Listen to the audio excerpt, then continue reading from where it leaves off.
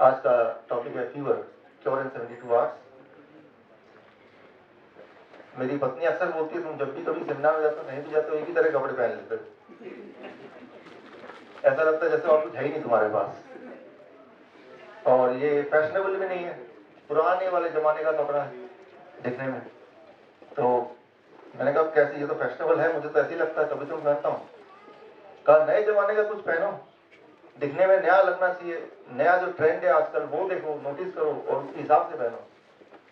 मैंने कहा नया ट्रेंड है वो कैसे पता चलेगा? तो अखबार में देखो लगातार वो क्या हो रहा है, और अखबार के अलावा अपने आसपास देखो, टीवी में देखो किस बात की चर्चा हो रही है। अखबार में, टीवी में, रेडियो में क्या चर्चा हो रहा है, क्या चीज हो रहा है, what is the new trend, accordingly अपने गेटअप को बनाओ। तो फिर मैंने वादा किया, मेरी पत्नी यहाँ बैठी है सामने, कि इस बार जब मैं आऊंगा तो बिल्कुल नए ट्रेंड के हिसाब से ही आऊंगा। ऐसा ही मैंने किया, देखने में नहीं लग रहा, अभी लगेगा। इस बार मैंने अभी छुपा के रखा, वो इसलिए क्योंकि कहीं ऐसा ना हो कि मुझे देख के कोई और एक ट्रेंड चुरा दे, इसलिए इसकी लॉन्चिंग मैं अभी कर रहा हूँ।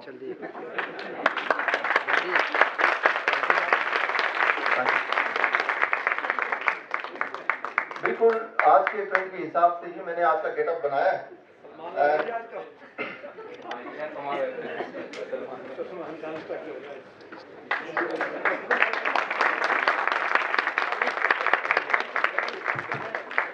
आई थिंक आज का ट्रेंड यही है, हर जगह सवाल यही है, डेंगू, यही स्टाइल है आज का।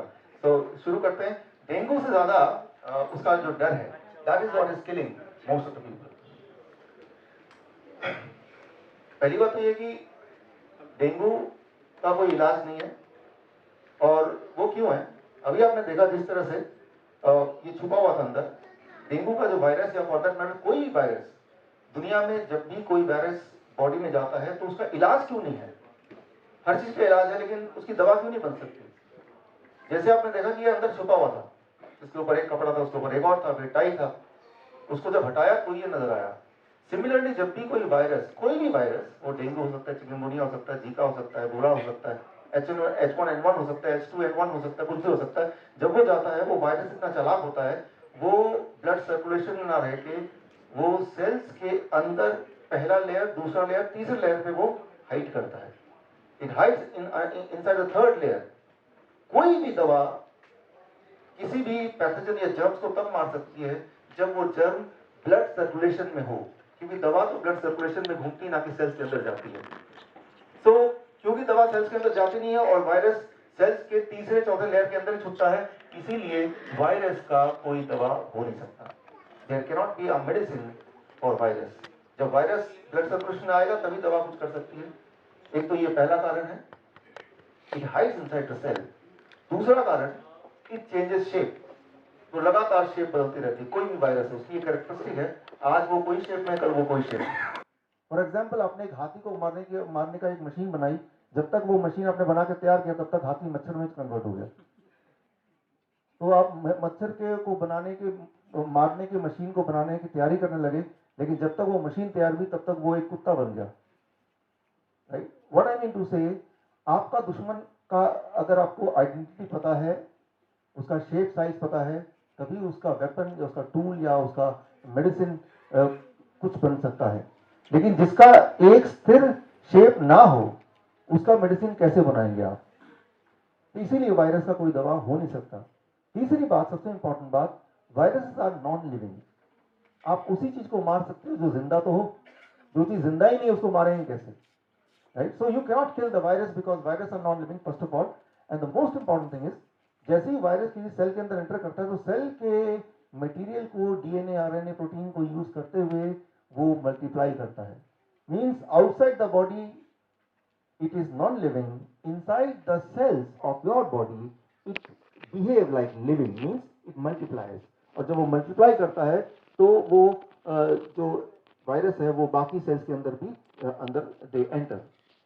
ऐसे में अगर आप दवा लेंगे तो वो दवा क्या करेगा, जैसे आपने देखा वो टाई, वो दवा एक टाई की तरह है, वो दवा, कोई भी दवा आप लेते हैं, खास तौर पे पेन किलर लेते हैं या फीवर को कम करने के लिए लेते हैं, वो क्या करता है, उस वायरस को सेल्स से बाहर निकलने नहीं देता है, वो अंदर ही वो सेल्स के दरवाजों को बंद करने लगता है, द मेडिसिन। लेकिन उससे क्या होगा कि वायरस सेल्स के अंदर मल्टीप्लाई होता रहेगा और एक टाइम होगा कि वो इतना ज्यादा वायरस सेल्स के अंदर होंगे, सेल्स ही डिस्ट्रॉय होगा and then it will burst inside, that is even more dangerous. So there can not be a medicine for virus, और ना तो कोई क्योर है, और क्योर की बात तो छोड़ ही दीजिए, वायरस को आप डायग्नोज भी नहीं कर सकते। कौन सा वाला वायरस है, डायग्नोज करने का कोई तरीका नहीं है। फॉर एग्जाम्पल डेंगू है, H1N1 है, कोल्ड है, चिकनगुनिया है, जीका है, ये नया आने वाला है इंडिया में, राइट। सो लेकिन अब कैसे डायग्नोस होगा कि ये कौन सा वाला वायरस है? फॉर एग्जाम्पल सारे में आप देखिए प्लेटलेट काउंट लो होता है, यस, डेंगू में भी होता है, H1N1 में भी, कोल्ड में भी होता है, चिकनगुनिया में भी होता है, जीका में भी होता है, बॉडी एक वो भी सब में होता है। अच्छा, लॉस ऑफ एनर्जी सभी में होता है, फीवर सभी में रहता है, कमजोरी सभी में रहता है। सारे वायरल डिजीज का जो सिम्टम्स है वो लगभग लगभग सेम है। इट इज इम्पॉसिबल टू से by looking at the symptom कि आपके अंदर वाला वायरस कौन सा वाला है, इट इज इम्पॉसिबल टू से। तो कैसे डायग्नोस होगा? आप बोलेंगे लैब टेस्ट में डायग्नोस होगा। जो पॉपुलर लैब टेस्ट है उसका जो the most popular lab test, जो first line of lab test है उसे कहते हैं PCR test, polymerase chain reaction test, virus की आइडेंटिटी जानने का। बट इंटरेस्टिंग बात यह है कि इस टेस्ट के आविष्कारक कैरी मुलस, उनका कहना है कि this test can detect the genetic sequencing of virus but not the virus themselves. ये वायरस की जेनेटिक सीक्वेंसिंग बताता है, ना कि वायरस की आइडेंटिटी बताता है। वायरस के अंदर कौन सा प्रोटीन है वो बताता है, और वो वाला प्रोटीन किसी और वायरस में भी हो सकता है, किसी और तरह के वायरस में भी। तो ये जो टेस्ट अभी यूज करते हैं हॉस्पिटल में, डॉक्टर यूज करते हैं, वो टेस्ट से वायरस नहीं पता चल सकता, राइट। वो टेस्ट से सिर्फ ये पता चल सकता है कि उसका प्रोटीन क्या है, और डेंगू के वायरस का प्रोटीन और H1N1 वायरस का protein they are same. So this means वो कुछ भी हो सकता है। पहली बात, इसको सिंपल भाषा में अगर बोलें, फॉर एग्जांपल मान लीजिए मैंने एक दूरबीन बनाई, वो दूरबीन से आप उसामा बिन लादेन को ढूंढ सकते हैं, ऐसा दूरबीन बनाया। लेकिन उस दूरबीन से जब देखने लगे तो उसामा बिन लादेन कुछ इस तरह दिखने लगे। तो अब क्या दिक्कत आएगी, क्या प्रॉब्लम आ सकती है? जैसे आपने ये पकड़ा तो हो सकता है उसामा बिन लादेन हो, लेकिन ये भी तो हो सकता है कि कोई और इंसान जैसी दाढ़ी ऐसे वो उसको आपने डिटेक्ट कर लिया। The same is the situation with the test, PCR test, जो कि फर्स्ट लाइन ऑफ एक्शन का टेस्ट है। So there is no test at all, कोई भी टेस्ट नहीं है। लेकिन अगर आप अभी भी सहमत नहीं है तो मैं लेटेस्ट रिपोर्ट दिखाता हूं, सीडीसी की साथ, CDC centre of disease control, ये गवर्नमेंट ऑफ यूएस का हाईएस्ट अथॉरिटी है, और इन्होंने ठेका लिया हुआ है पूरे दुनिया में जो दवाइयां होंगी या डायग्नोस्टिक होंगे वो कैसे होंगे, वो ठेका इनको मिला हुआ है, ऐसा मान लीजिए। इनका कहना, इसको जरा अगर हम पढ़ें इसको, ये ध्यान से पढ़िए, as with any diagnostic test while a negative Zika PCR test, Zika की जगह डेंगू डाल दीजिए, H1N1 डाल दीजिए, it is same, PCR test would suggest that an infection has not occurred, a negative Zika test result does not rule out infection with Zika virus. क्या कोई आप में से इसको हिंदी में ट्रांसलेट कर सकता है? इसको हिंदी में ट्रांसलेट किया, अगर नहीं है नेगेटिव, नेगेटिव आता है, नेगेटिव मतलब कि नहीं, इसका मतलब ये नहीं कि वायरस नहीं है, लेकिन इसका मतलब ये भी नहीं कि वायरस है। तो बोलना क्या चाहते हैं आप? इसको ट्रांसलेट करके देखिए व्हाट इट मींस। कि अगर नेगेटिव रिजल्ट है इसका मतलब ये तो ये है कि शायद नहीं है, लेकिन ऐसा नहीं है कि नहीं है, हो भी सकता है या नहीं भी हो सकता है। तो व्हाट इट मींस। लेकिन अगर आप उसको डिटेल रिपोर्ट चाहते हैं, पूरा जो 7 पेज रिपोर्ट है इसका, that file is here, right. तो ये फाइल आप देख सकते हैं। तो पूरा अगर पढ़ेंगे, मैं आ रहा हूं, आपके दिमाग में सवाल आते रहेंगे, keep on writing it, right. तो जीका की जगह आप डेंगू कर लीजिए यहाँ पे, वो ज्यादा आपको समझ आएगा, लेकिन बात एक ही है। तो ये जो सब्जेक्ट है, इसमें आपकी जितनी अंडरस्टैंडिंग है, डॉक्टर की अंडरस्टैंडिंग उससे ज्यादा नहीं है, उतनी ही है। ये एक स्पेशल सब्जेक्ट है वायरस के ऊपर, इसे कहते हैं वीरोलॉजिस्ट। और एक डॉक्टर को वीरोलॉजिस्ट यानी कि वायरस के बारे में उतनी अंडरस्टैंडिंग, उतनी नॉलेज जितनी आपकी हो। इसके लिए स्पेशलिस्ट होते हैं वीरोलॉजिस्ट, उनको थोड़ा ज्यादा नॉलेज है, वो इसी पे काम करते हैं सालों साल। पूरे दुनिया में ऐसे थोड़े से वीरोलॉजिस्ट हैं, उनमें से एक का नाम मैं लूंगा, उनका नाम है लियोनार्ड होरोविट्ज। दुनिया के टॉप 10 वायरस स्पेशलिस्ट जिन्होंने ये किताब लिखी है, बड़ी महंगी किताब, और उनसे मैंने एक बार फ़ोन पे बात किया, एक बार स्काइप पे बात किया, उनसे मैंने पूछा, अपनी कन्फ्यूजन दूर किए। आपको याद है 2009 में H1N1 जब फैला था, तो रिमेंबर, अगर याद नहीं आ रहा तो ये फोटो कुछ याद आ रहा है ऐसे कुछ, जहां भी जाते हैं मास्क लगा के, है ना, और H1N1 हर जगह था। और हालांकि डायग्नोज करने का कोई मेथड नहीं है, और जो मेथड है वो अपने आप में फ्लॉड मेथड है, लेकिन उस वक्त सारे डॉक्टरों की ट्रेनिंग हो गई और डॉक्टरों के पास एक मैजिकल ताकत आ गई, वो फोन पे ही डायग्नोज करने लग गए H1N1। So what I mean to say, बहुत ही स्पेशलाइज्ड बात है वायरस। अभी अभी हमारे ऑफिस में करीब 7-8 लोग डेंगू या चिकनगुनिया ऐसा कुछ हो गया, और वो चले गए डायग्नोस्टिक के लिए। जैसा प्रोटोकॉल होता है कि जैसे आप हॉस्पिटल जाएंगे डायग्नोस कराना पड़ेगा, लेकिन डायग्नोस कराने से होगा क्या? और मैंने कहा चलो दिखाओ रिपोर्ट, उसमें ब्लड टेस्ट के अलावा MRI भी, अल्ट्रासाउंड भी, सारा कुछ है। मैंने कहा ये अल्ट्रासाउंड किस लिए है? तो डॉक्टर ने बोला क्या पता अल्ट्रासाउंड में दिख जाए आपका वायरस।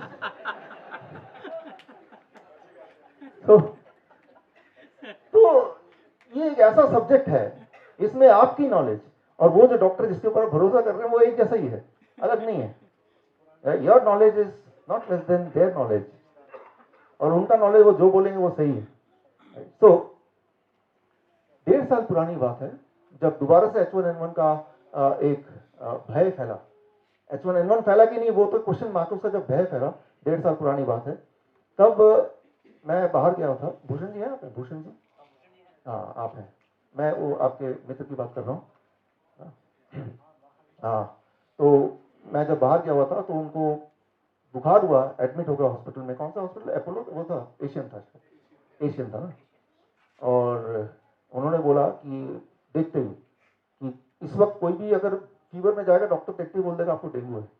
उस वक्त का ट्रेंड था H1N1, उस वक्त का स्टाइल था H1N1, आपको तो H1N1 है, और दवा भी चालू कर दी, और 3 दिन के अंदर उनकी डेथ हो गई। 3 दिन के अंदर, जब तक मैं वापस आया तब तक डेथ हो चुकी थी, और खुद गाड़ी चला के गए थे, और विदिन 3 days ही डाइड। सो मैंने थोड़ा इन्वेस्टिगेट किया, और जो टॉप वीरोलॉजिस्ट है उनके सामने एक केस रखा, उसको डिटेल में एक्सप्लेन, उसको मैंने स्टडी किया उनके साथ मिलके। लेकिन उनका जो एक क्लिपिंग है वो आपको दिखाता हूँ, उनका क्या मानना है, वो डेथ हुई कैसे, इसको समझना आपके लिए जरूरी है। I am having in my hand the death certificate of one of my friend. A specific case I would like to discuss with you.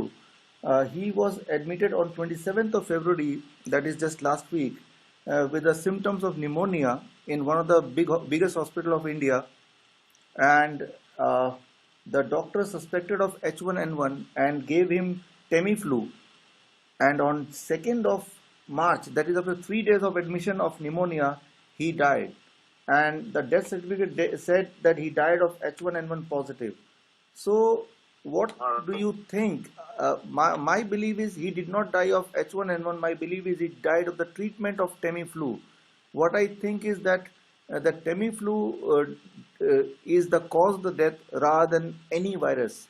What is your take on this? I would have to agree completely with you. I totally agree with that diagnosis. I believe that if you start to study Tamiflu and the fraud that was instigated in the process of approving Tamiflu, I would have to go back and study, but I seem to recall that the whole Tamiflu operation and the drug company that produced it was under the direction of the American military industrialist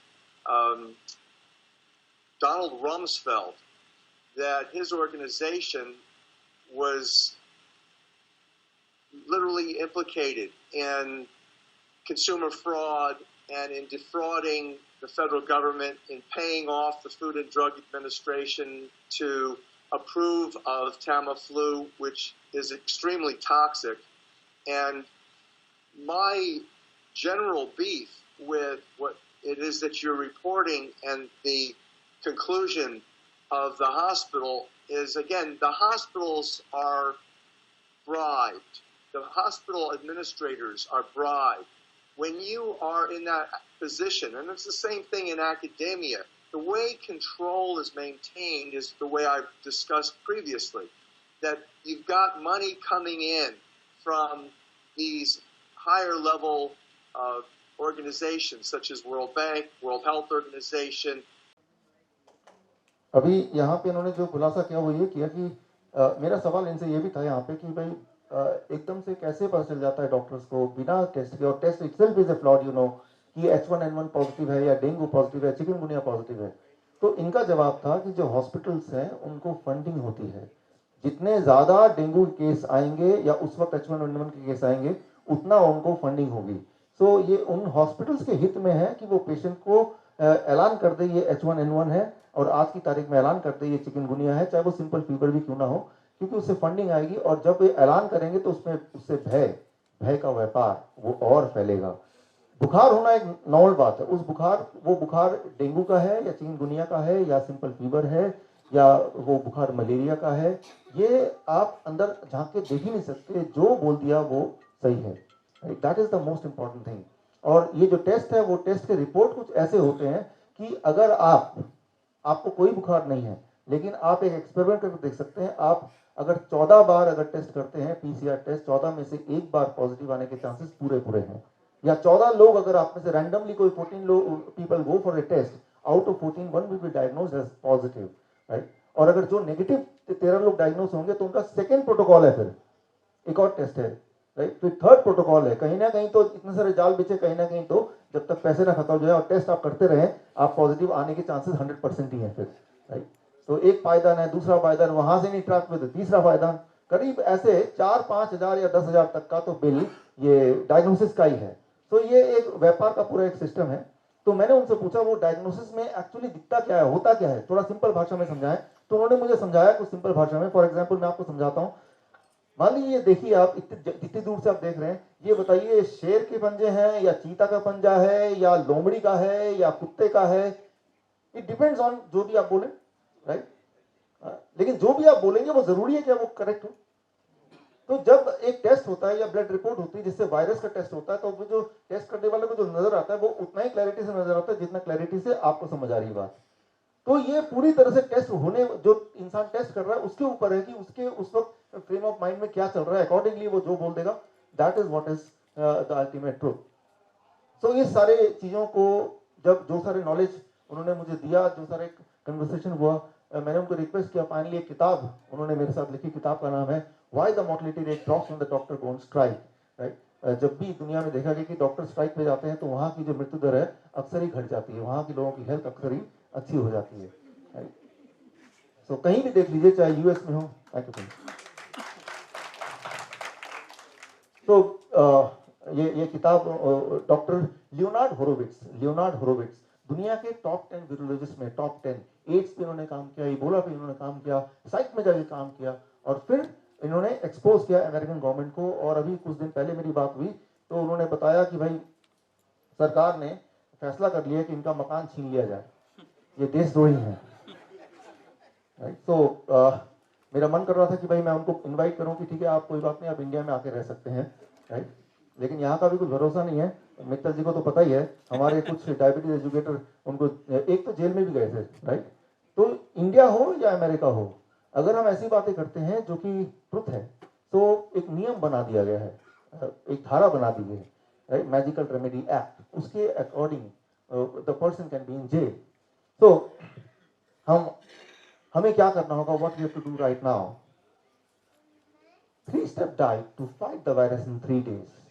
पहली बात तो यह है कि virus का diagnosis हो नहीं सकता, और दूसरी बात है कि वायरस का डायग्नोसिस अगर हो भी जाए तो डायग्नोसिस करके करना क्या है जब उसका कोई इलाज नहीं है। फॉर एग्जाम्पल मान लीजिए ओबामा आपके पास आके बोलते हैं कि मुझे बचाओ मुझे बचाओ, क्या हुआ भाई, ISI के 5-6 हजार टेररिस्ट ने हम पे अटैक कर दिया। तो आप बोलेंगे पहले ये बताओ 5,000 है या 6,000, एग्जैक्ट फिगर बताओ, क्या फर्क पड़ता है, चाहे 5,000 हो या 6,000 हो, आप कुछ कर ही नहीं सकते, क्या फर्क पड़ता है, राइट। या तो कुछ कर सकते हैं, फिर तो डायग्नोस करने का, एग्जैक्ट नंबर पूछने का कि मैं क्या प्लानिंग बनाऊंगा, 5,000 है तो मैं ऐसा कुछ कर दूंगा, या 6,000 हो तो मैं वैसा कुछ कर दूंगा, राइट। तो जिस चीज का हम कुछ कर ही नहीं सकते, जिस चीज का कोई दवाई नहीं है, डायग्नोसिस की जरूरत कहां से। So there is no need to diagnose because you cannot do anything about it, right? तो आप कुछ कर ही नहीं सकते, तो डायग्नोस करने का मतलब नहीं है। वो क्या है कि वो चक्कर काटे हैं, कुछ पैसे हैं जो वो भय के व्यापार में जाएगा। उससे क्या होता है कि वो पेशेंट का टाइम पास होता है, टाइम पास होने के साथ साथ मनी पास होता है, उसके साथ टाइम के साथ साथ तो फीवर ठीक होना ही है, right? तो लगता है चलो सब कुछ किया और ठीक हो गया। तो अब आता है 3-step diet to fight the virus in 3 days। तो जब मैंने उनसे बात की होरोविट्ज से, तो उन्होंने एक इंटरेस्टिंग बात बताई मुझे। इमर्जिंग वायरस, ये किताब तो भी पढ़िएगा, लेकिन ये बड़ा ही कॉम्प्लिकेटेड किताब है। उन्होंने इंटरेस्टिंग बात बताई कि इबोला, आपको याद होगा इबोला अफ्रीका में जब फैला था, तो वहां पे जो ट्रुप गया था, डॉक्टर्स गए थे वहां के लोगों को बचाने के लिए यूएस से। वो डॉक्टर्स को जब इबोला हुआ तो वो बच गए, वो नहीं मरे। तो उन्होंने बोला कि वो, मैंने पूछा कैसे नहीं मरे, तो उन्होंने एक स्पेसिफिक डाइट बताई मुझे, जो मैं आज को आपको बताने जा रहा हूँ कि ये that diet was confined and limited to only those doctors. तो वो डॉक्टर चाहे तो वो डाइट उनको भी दे सकते थे, लेकिन उन्होंने अपने आप को बचाने के लिए तो वो डाइट लिया, और लोगों को बचाने के लिए, दुनिया को दिखाने के लिए वैक्सीन या समथिंग एल्स, जो भी चीजें हो सकती हैं, वो स्टैंडर्ड चीजें वो की। बट जब अपनी बारी आई, then they were on a very specific diet which I am going to share with you right now, right? और once you are on this diet, वो वायरस कोई भी वाला वायरस हो, चाहे वो चिकनगुनिया हो, डेंगू हो, H1N1 हो, it will just take 3 days, only 72 hours. तो आज मेरा जो मकसद है, ना केवल ये नॉलेज आप तक पहुंचाने का, ये आपके माध्यम से आपके आसपास के लोगों तक पहुंचाने का। और उसके लिए, ताकि ये नॉलेज ठीक से पहुंचे, एट द एंड मैंने एक कार्ड बनाया है, उसमें जो जो इंपॉर्टेंट बातें हैं वो मैंने उसमें कलरफुली डाल दिया है। तो वो कार्ड लेते हुए जाएं, ताकि आप जब किसी को बताएं तो वो करेक्ट हो, उसमें कुछ गड़बड़ ना हो, कंफ्यूजन ना हो, राइट? नहीं तो आप कंफ्यूज हो जाएंगे, कुछ कितना याद रहेगा, कितना याद नहीं रहेगा, that is the question mark. तो वो ठीक से वो आप आगे डिस्ट्रीब्यूट कर सकते हैं, वो मेल कर सकते हैं, व्हाट्सएप कर सकते हैं, so that the people आपके near and dear हैं, they get cured and they are more comfortable than what they are doing। अभी तो confused है, right? वो डाइट को समझने के लिए आपको मेरे 4 सवालों के जवाब देने हैं। पहला सवाल, which is the correct, Vicks की गोली लो मच्छर दूर भगाओ या किचकिच दूर करो? पहला है, दूसरा? अच्छा, दूसरा वाला ठीक है, अच्छा इसलिए ठीक है, किचकिच दूर करो। बचपन से सुनते आए हैं, किचकिच या कफ एंड कोल्ड, इसके बारे में सच्चाई ये है कि अगर आप दवा लेंगे तो 1 हफ्ते में ठीक हो जाएंगे, अगर दवा नहीं लेंगे तो 7 दिन में ठीक हो जाएंगे। Right? So what I mean to say here is whether you take medicine or not, दवा लेंगे तो 1 हफ्ते में ही ठीक हो जाएंगे, और दवा नहीं लेंगे तो 7 दिन लगेंगे ठीक होने में। तो ये है कि जब हम बीमार पड़ते हैं तो हमारा दिमाग को हमें एंगेज करना होता है, कहीं ना कहीं लगाना होगा ना।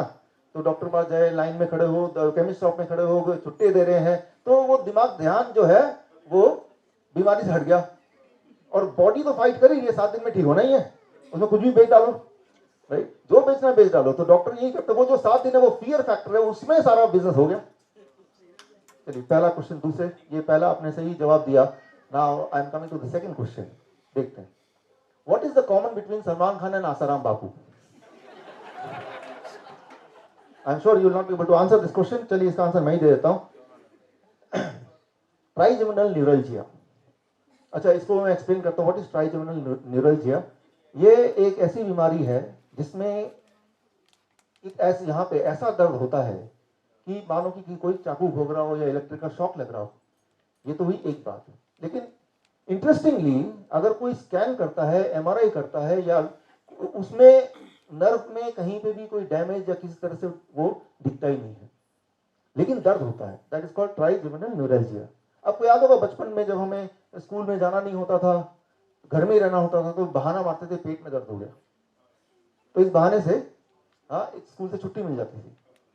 लेकिन पेट में दर्द है कि तो दवा भी खानी पड़ेगी। लेकिन ये एक ऐसी बीमारी है कि कोर्ट से बचने के लिए कोई भी बोल सकता है, राइट? क्योंकि बीमारी का डायग्नोसिस सिर्फ ये है कि वो पेशेंट बोलेगा, उसी को मानना पड़ेगा, there is no other diagnosis. और बीमारी का कोई इलाज भी नहीं है क्योंकि डायग्नोसिस ही नहीं है। सो सेफली कभी अगर ऐसा हुआ कोर्ट या जेल से बचना है, याद कर लीजिए, ट्राइजेमिनल न्यूरल्जिया, ये याद कर लीजिए, मुझे ट्राइजेमिनल न्यूरल्जिया है, राइट? तो ये प्रावधान है कि किसी ने अगर बोल दिया ट्राइजेमिनल न्यूरल्जिया तो मानना पड़ेगा, वो पेशेंट है, उसको हॉस्पिटल ले जाना पड़ेगा, ना कि कोर्ट या जेल। राइट। देखिए एक नॉलेज तो मिल गया आपको कम से कम। चलिए मेरा तीसरा सवाल, अब दर्द की बात आई तो दर्द से जुड़ा हुआ तीसरा सवाल, व्हाट इट एक्चुअली मीन्स, मर्द को दर्द नहीं होता, इसका मतलब क्या है? मर्द को वाकई में दर्द नहीं होता, पहला। दूसरा, मर्द को दर्द तो होता है लेकिन वो किसी से बताता नहीं है। ए या बी, विच इज राइट? ए या बी? बी, मतलब दर्द होता है लेकिन बताता नहीं है।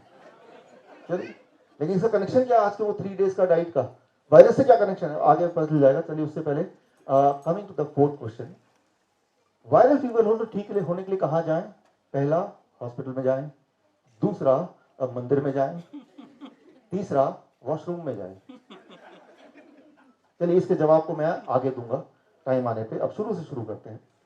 वायरस कैसे आता है, क्या करता है और हमें क्या करना है? देखिए इस वक्त हम बातचीत कर रहे हैं, आप मुंह खोल रहे हैं, बंद कर रहे हैं, सांस ले रहे हैं। So in this atmosphere thousands and thousands of suspended particles are there, जो हमारी आंखों से हम देख नहीं सकते, उसको रिकॉग्नाइज नहीं कर सकते। अब देखिए यहाँ पे लाइट पड़ रही है, अगर लाइट पे यहाँ पे बिल्कुल झांकेंगे तो यहाँ पे सस्पेंडेड पार्टिकल दिखाई देंगे। Getting the point, right? So those are the particle जो वैसे नहीं दिखाई दे रहे हैं, बट वो है, एग्जिस्ट करते हैं दुनिया में, and there are thousands of different kind of them. Most of them are harmless, वो कुछ भी नहीं करेगा, right? We can not avoid that, वो नाक के अंदर जाएंगे, बाहर आएंगे, बट वो हार्मलेस हैं, they can not do anything. Some of them are useful, वो फायदा करेंगे, राइट?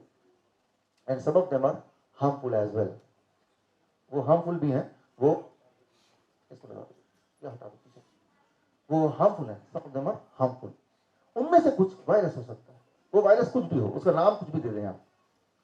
वो वाले वायरस जब जाते हैं बॉडी में, नाक से, मुंह से, कैसे भी करके, या फिर मच्छरों से कैसे भी करके, when they enter the body, वो बॉडी में कुछ करते हैं और हमारे ब्रेन को पता चल जाता है कि हमारे बॉडी में एक दुश्मन आ गया है, अब उसको भगाओ।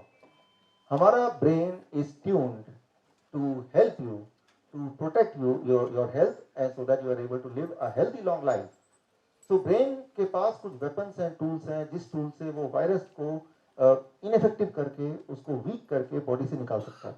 वो टूल बॉडी के पास है, वो टूल ब्रेन के पास है। तो सबसे इंपॉर्टेंट टूल है that is fever, high fever, temperature. एक इंपॉर्टेंट बात है कि जब टेम्परेचर बढ़ जाता है, ज्यादा टेम्परेचर पे वायरस इनफेक्टिव हो जाता है, वो एक्टिव नहीं रह सकता है, वो मल्टीप्लाई नहीं हो सकता है, और उसके बाद हमारा बॉडी उसको बॉडी से बाहर थ्रो कर सकता है, हमारा ब्रेन, दैट्स द मैकेनिज्म। लेकिन जब हाई टेम्परेचर होता है तो क्या होता है कि हमें डिस्कम्फर्ट भी लगता है, ऑफकोर्स हमें खाने पीने का मन नहीं करता, काम करने का मन नहीं करता। तो it is called disease, disease. Disease का मतलब इलनेस नहीं है, disease, I am not at ease, I am not comfortable, right? So I am disease means I am not easy, it is not easy, it is not comfortable, that's all. लेकिन वो हमें as a human we are not, right, much accustomed to living in disease, हमें comfortable चाहिए। तो एकदम से वो doctor याद आता है कि भाई मुझे बीमार पड़ गया, मैं क्या करूं, तो मेरे पास आ जाओ, मैं कुछ करता हूँ, और वो जैसी दवा देते हैं एकदम से टेम्परेचर डाउन हो जाता है, फोर्सफुली डाउन होता है, तो ब्रेन एज्यूम करता है कि वायरस चला गया होगा, राइट? जबकि वो मेडिसिन कैसे काम करता है, come to it, but the temperature goes down and the brain assume that the virus is gone और द बैक्टीरिया इज गॉन और द जर्म इज गॉन। जो वायरस है वो नॉन लिविंग होते हुए भी वो बड़ा इंटेलिजेंट है, उसको पता चल गया कि ये इंसान को पता चल गया है कि भाई कुछ गड़बड़ है, तभी ये इधर उधर जा रहा है। तो virus remains inactive for some time, 2-3 महीना, राइट? और वायरस बल्कि शुक्रगुजार है उस डॉक्टर का, डॉक्टर ने उस इंसान को बचाया, वायरस को बचा लिया। हाँ? वो तो ब्रेन तो मारने वाला था ना अभी टेम्परेचर, तो वायरस बोलता है थैंक यू डॉक्टर, आपने मुझे बचा लिया। लेकिन एट द सेम टाइम वो अलर्ट होकर शांत बैठ जाता, चुपचाप, 1-2 महीना, 3 महीना, 4 महीना, राइट? लेकिन फिर अपनी हरकत में दोबारा आना ही है, that's why he is inside the body. After all कोई भी क्रिएचर इस दुनिया में उसका एक उसका मकसद होता है मल्टीप्लाई करना। ह्यूमन है, एनिमल्स हैं, बर्ड्स हैं, ट्रीज हैं, टू मल्टीप्लाई, राइट? ताकि उसकी आबादी बढ़े, और that is the ultimate aim, goal of anything which is being existing in this world, even the non living viruses. और जब दोबारा मल्टीप्लाई करना है, तो जैसे ही मल्टीप्लाई करने की बारी आएगी, तो इस बार वायरस को पता चल गया कि ब्रेन टेम्परेचर बढ़ा देगा और मैं इनएक्टिव हो जाऊंगा। तो 2-3 महीने में वायरस एक स्किल सीख लेता है कि हाई टेम्परेचर वो मरेगा नहीं, राइट? To understand. अब हाई टेम्परेचर मरना, राइट, उससे कैसे प्रोटेक्ट करना है, दैट वायरस लर्न्स इट। यानी कि अब ब्रेन के पास ये वाला टूल नहीं है, लेकिन ब्रेन के पास कुछ और वेपन्स हैं। एक वेपन है कफ एंड कोल्ड, राइट? तो बहुत ज्यादा जुकाम, आपने गौर किया होगा, दवा लिया, फीवर ठीक हो गया, लेकिन 1-2 महीने बाद जुकाम आ गया। Those are connected things which you will not able to understand कि दोनों में कनेक्शन है, लेकिन वही वाला वायरस था, लेकिन अब उसने रूप चेंज कर लिया, स्टेट चेंज कर लिया। मैंने बताया था a virus can change the state many times, right? तो अब जब कफ हुआ, कोल्ड हुआ, again it is a disease. क्या करेंगे आप? वही डॉक्टर फ्रेंड, राइट? डॉक्टर साहब देखिए बार बार कफ आ रहा है, कोल्ड आ रहा है, डोंट वरी, कोई भी चीज बाहर नहीं आनी चाहिए, सब अंदर रहना चाहिए, ऐसा इंतजाम मैं कर दूंगा, राइट? तो ऑफकोर्स ऐसा इंतजाम किया कि कोई भी चीज बाहर ना आए, वो कफ जो है, जो गंदगी है, वो अंदर ही रहना चाहिए। एंड व्हाट हैपेंस, वो दबा लिया, वो कफ अंदर है, and that is like a swimming pool for the germs, right? Germs ने एक बार और डॉक्टर ने बचा लिया, और साथ में स्विमिंग पूल भी दे दिया गिफ्ट में, राइट? सो उस स्विमिंग पूल में वो जर्म्स थोड़े और फूलेंगे, बट इंटेलिजेंट जर्म्स हैं ब्रेन को धोखा देने के लिए कि दोबारा ये कफ एंड कोल्ड ब्रेन कर देगा, तो पहले मैं ये सीख लूं कि कफ एंड कोल्ड से बचा कैसे जाए। ये बात याद रखिए कि that is called vaccination, that is called immunity. जैसे हमारी इम्यूनिटी है, वो वायरस की भी इम्यूनिटी है। वो virus will learn the skill how to protect from fever and then how to protect from the cough as well. उससे भी मैं पकड़ाना चाहूँ, लेकिन उसको मल्टीप्लाई करना जो उसका मेन ऑब्जेक्टिव था, वो तो है ही। तो जब उसने अपने आप को इक्विप कर लिया, कोल्ड से या कफ से मैं बाहर नहीं जाऊंगा, तैयार कर लिया, और दोबारा से हरकत में आ गया, he started multiplying and damaging the body. अब ब्रेन को पता चल गया कि वो वायरस है या कोई ना कोई वायरस है। लेकिन ब्रेन के पास कुछ वेपन्स और भी हैं, उनमें से एक है लूज मोशन या vomiting, right? It is not a illness, it is disease, discomfort, right? लेकिन जैसे लूज मोशन हुआ, it is not comfortable, it is not fashionable. जरा सोचिए, अभी लूज मोशन हो, भाई साहब रुकिए, मैं जरा लूज मोशन से आता हूँ, फिर तब तक फिर शुरू कीजिए, कितना अजीब लगेगा, राइट? तो अच्छा नहीं लगेगा। तो भाई वो फिर बोलेगा डॉक्टर भाई मैं अभी सेमिनार में जाऊंगा, और अगर लूज मोशन होगा तो मैं I will miss something, right? बार बार कौन जाएगा टॉयलेट में, ये अच्छी बात नहीं है। डोंट वरी, कोई भी चीज बाहर नहीं आनी, सब अंदर रहना चाहिए। तो एक बार फिर से उसने ऐसा दवाई दे दिया कि इट इज फोर्स्ड, तो लूज मोशन बंद हो गया। आप बोले डॉक्टर आपने क्या कमाल कर दिया, राइट? लेकिन ट्राई टू अंडरस्टैंड, मान लीजिए आप यहाँ ड्राइव करके आ रहे हैं और वहां पे रेड लाइट, जो पेट्रोल का लाइट ब्लिंक कर रहा है, व्हाट इट मींस कि पेट्रोल अभी कम है, तो क्या करना होगा? आपको घुमा के पेट्रोल पंप पे लेके जाना होगा, that's what you have to do, right? लेकिन आपके सामने डॉक्टर बैठा हुआ है, डॉक्टर बोला डॉक्टर साहब देखिए ये ब्लिंक कर रहा है, बड़ी मुसीबत है यार, अभी ठीक करता हूँ, कैंची जाके वो तार काट दी जिससे वो ब्लिंक करता है। अरे यार आप तो कितने अच्छे कमाल, अब देखो कोई प्रॉब्लम ही नहीं। So try to understand the warning. It was a warning only. Warning should not be confused as an illness, right? जो warning है उसको illness नहीं समझना चाहिए, वो disease है। It is not an illness, it is not a disease, it is disease only, right? So यहाँ पे हो क्या रहा है कि बार बार ब्रेन अपने वेपन्स को एक करके खत्म कर रहा है, right? And as it is, right, using one by one weapons, the virus is becoming stronger and more influenced. उसको पता चल गया कि अब इसका जो पैंतरा है ब्रेन का, ये एक और टूल है लूज मोशन वाला। अब इट लर्न अ स्किल, ताकि नेक्स्ट टाइम लूज मोशन अगर होगा भी, राइट, ब्रेन ने इनिशिएट किया भी, तो virus can protect itself, right? So every time you are giving, making the virus stronger by taking that medication, right? सो ये वॉमिटिंग है, ये लूज मोशन है, ये फीवर है, ये कोल्ड है, these are not illness, these are the protective mechanisms of the brain and you should not interfere with it, right? सवाल दिमाग में आता है टेम्परेचर बहुत ज्यादा बढ़ गया तो, सारा टेम्परेचर में तो बॉडी के सारे सेल्स भी मर जाते हैं, यू विल डाई, तब क्या करें? उसका जवाब आने वाला है, डोंट वरी, टेम्परेचर नहीं बढ़ेगा, बढ़ नहीं सकता, थोड़ा तो बढ़ेगा लेकिन डेंजरसली नहीं बढ़ेगा, उसका इंतजाम हो जाएगा, राइट? लेकिन मैं ये बोलना चाह रहा हूं फिलहाल तो कि ये बीमारियां नहीं है, let's not confuse it as a disease, it is just a discomfort, it is just a protection. For example, मान लीजिए आपका घर में, राइट, प्रोटेक्शन के लिए आप कुछ रखते हैं वेपन्स, राइट, ताकि कोई चोर आ जाए या कोई डाकू आ जाए तो कुछ उसका सामना करें। और जब ऐसा होता है सिचुएशन, तो क्या तब आप खाना बना रहे होते तो क्या करते हैं? खाना बनाना छोड़ देते हैं थोड़ी देर के लिए, जो भी काम करते हैं priority is protecting yourself. Similarly जब भी ऐसा बॉडी में इन्वेड करता है कोई वायरस, तो बॉडी क्या करती है? बाकी सारी चीजें सस्पेंड कर देती है। फॉर एग्जाम्पल खाना डाइजेस्ट करना, खाना खाना, भूख लगना, ताकि सारी ताकत लगे उस वायरस या उस जर्म को किल करने में। But that itself is discomfort. जब भी आपको कोई बुखार होता है, क्या लगता है? कि खूब सारा खाना खाऊं, या लगता है कुछ खाना ना खाऊं? क्या लगता है कि सबसे बातें करूं, दोस्ती करूं, टीवी देखूं, फेवरेट प्रोग्राम देखूं, या लगता है कोई डिस्टर्ब ना करो भाई, I want to lie down? Because brain ने ऐसे केमिकल रिलीज किए ताकि आपको कुछ करने का मन नहीं करे, ताकि brain and body should focus on killing that enemy. dis-ease. Brain is giving you dis-ease and we should respect the dis-ease, right?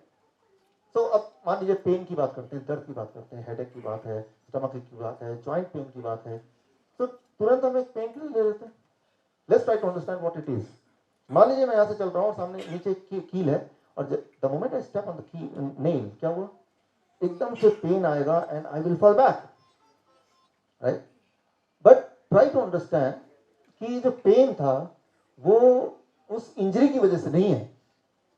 Brain मुझे बताना चाहता है, बिकॉज भगवान ने आंखें पैर के नीचे दी नहीं है, मुझे पता नहीं चलेगा. Brain want to tell you, immediate मेरा अटेंशन लगाना चाहता है, देखो भाई यहाँ पे आपने इंजर कर दिया, stop and pay attention to this, इसको पहले ठीक करो फिर आगे बढ़ो. तो इंस्टेंटली मुझे पेन देगा. Try to understand, pain is not because of the injury. दर्द जो होता है वो किसी इंजरी की वजह से नहीं होता. ब्रेन चाहता है कि आप उस पर ध्यान दें, इसीलिए that's how it is, right? That is. लेकिन कुछ दुनिया में लोग होते हैं जिनको पेन नहीं होता, मर्द को दर्द नहीं होता, उसके अलावा भी कुछ लोग ऐसे हैं, राइट? उसके बारे में मैं आपको बताता हूँ. मान लो हेडेक होता है, अचानक आपने पेन किलर ले लिया, हेडेक इज गॉन. लेकिन वो पेन किलर ने हेडेक गायब कैसे किया? हमारे पूरे बॉडी में सिग्नलिंग सिस्टम है जिसके थ्रू ब्रेन सिग्नल पास करता है. ब्रेन को हिंदी या इंग्लिश आती नहीं है, उसका जो लैंग्वेज है that is by giving some signal like pain, ताकि आपको अलर्ट कर दें. तो जब आप पेन किलर लेते हैं तो वो जो सिग्नलिंग सिस्टम है ब्रेन का वो स्विच ऑफ हो जाता है and that is what is called pain killer. लेकिन बार बार अगर सिग्नलिंग सिस्टम ब्रेन का स्विच ऑफ हो जाएगा, एक टाइम आएगा कि जब आपको पेन होना बंद हो जाएगा, वो दर्द नहीं होता, तो आप भी वो मर्द वही वाले बन जाएंगे, दर्द ही नहीं हो रहा. फॉर एग्जाम्पल जो डायबिटीज के पेशेंट होते हैं एडवांस वाले, उनका आपने कई बार ध्यान दिया होगा कि जब वो चलते हैं तो अगर कोई कील चुभ जाए तो उनको नहीं पता चलेगा, राइट? और वो इंजर होता रहेगा, बिकॉज ब्रेन ने पेन सिग्नल देना बंद कर दिया है. लेकिन पूरे दिन के बाद जब शाम को आते हैं और जूते और मोजे उतारते हैं तो मोजा पूरा ही खून में लथपथ. That is the time, for the first time ही नो, अरे यार मैंने अपने पैर को इतना इंजर कर दिया, राइट? तो try to understand and tell me, pain is an enemy और pain is a friend? Friend. तो पेन को इंटरफेयर नहीं करना है, राइट? जैसे टूथ हो गया, हेडेक हो गया, तुरंत एक पेन किलर ले लिया. पेन किलर का मतलब ब्रेन की जो सिग्नलिंग सिस्टम है उसको आपने इंटरफेयर किया. इसका मतलब नेक्स्ट टाइम और आगे आगे एक टाइम आएगा जब ब्रेन पेन सिग्नल देना बंद ही कर देगा. ऐसे कुछ बच्चे पैदा होते हैं दुनिया में जिनको कहते हैं सीपा.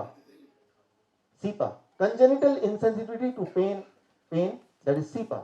मतलब बचपन से उनके बॉडी में पेन सिग्नलिंग एबिलिटी वो उसके साथ पैदा ही नहीं हुए थे. उनको पेन नहीं होता, दर्द नहीं होता. टीचर मार ली, तड़ातड़ मारते रहो, मुझे तो कोई पेन ही नहीं हो रहा. अच्छा आइडिया ना? कैसा लगेगा ऐसी जिंदगी, पेन ही ना हो? मजा आएगा? अच्छा रहेगा कि नहीं रहेगा? वो बोलेगा मैं तो सीपा चाइल्ड हूं, तो मुझे तो पेन नहीं होता. अब देखिए, इस वक्त अगर मैं आपकी फोटो खींचूं, इस वक्त यहां से आपकी फोटो खींचूं, 15 मिनट बाद एक और फोटो खींचूं, अभी देखिए आप कैसे बैठे हैं, कोई ऐसे बैठा है, कोई ऐसे बैठा है, कोई पैर ऊपर पे बैठा है. 15 मिनट बाद अगर एक और फोटो लें और दोनों कंपेयर करें, क्या आपका पोज बिल्कुल सेम रहेगा? Not all. तो जैसे आप एक पर्टिकुलर पोज में बैठे हैं तो आपका ब्रेन नजर बनाया हुआ है उस पोज पे और आपके टिश्यूज पे. टिश्यूज की एक कैपेसिटी होती है उस वेट को झेलने के लिए. उस कैपेसिटी के बाद वो टिश्यू ब्रेक होना शुरू हो सकते हैं. तो ब्रेन क्या करेगा, एक पेन सिग्नल भेजेगा और आपको बिना डिस्टर्ब किए ही एक हल्का पेन सिग्नल. तो आपका ध्यान यहाँ है लेकिन आपने पोस्चर चेंज कर लिया, राइट? लेकिन जो सीपा चाइल्ड है, सीपा चाइल्ड, मान लीजिए मैं ऐसे खड़ा हूं तो मेरा 70 केजी का वेट है, मैंने अपना सारा वेट इस लेफ्ट पैर में ज्यादा डाला हुआ है, बट मेरे left leg is design to hold that weight for some time. लेकिन उसके बाद क्या होगा कि मेरे टिश्यूज टूटने लगेंगे, लेकिन उससे पहले ब्रेन एक सिग्नल देगा, pen signal, I will change the posture, right? तो सीपा वाला बच्चा क्या करेगा, फॉर एग्जाम्पल मान लीजिए यहाँ पे ये बहुत गर्म है एंड अननोइंगली मैं अपना हाथ ऐसे रखता हूँ, I pull it back, right? Because ये हीट है, ब्रेन ने बिल्कुल पेन सिग्नल दिया मेरे फिंगर्स पे और जलने से पहले मैंने इसको कर लिया. लेकिन जो सीपा चाइल्ड है उसका हाथ यहीं रहेगा, पेन सिग्नल ब्रेन भेज नहीं पा रहा है. और क्या होगा कि कुछ समय बाद जब वो देखेगा, अरे मेरे हाथ का है, वो तो जल ही गया, लेकिन फिर भी उसको पेन नहीं हो रहा, राइट? तो वो ऐसे खड़ा है और कुछ देर बाद या कुछ घंटों बाद खड़ा रहेगा, वो उसको पेन नहीं होगा, हड्डियां भी टूट जाएंगी तब भी पेन नहीं होगा. सो पेन अगर ना हो, दैट इज कॉल्ड सीपा. ऐसे जो लोग हैं, राइट, वो 25 साल से ज्यादा जिंदा नहीं रहते, 25 years. By the time they are 25 years of old, उन्होंने अपनी इतनी हड्डियां तोड़ चुकी होती हैं, दे डाई, राइट? तो मर्द को दर्द नहीं होता, वो मर्द होने से पहले, मतलब जवान होने से पहले वो दे डाई, राइट? So यहाँ पे the point I want to make here is that pain is a friend, vomiting is a friend, temperature is also a friend. उसको अगर हम डिस्टर्ब करेंगे तो हम किसी और जंजाल में फंसने वाले हैं. आप जब सोते हैं, याद कीजिए, रात को सोते हैं एक पर्टिकुलर पोस्चर में, सुबह जब उठते हैं, are you in the same posture? Many time you change the posture, isn't it, right?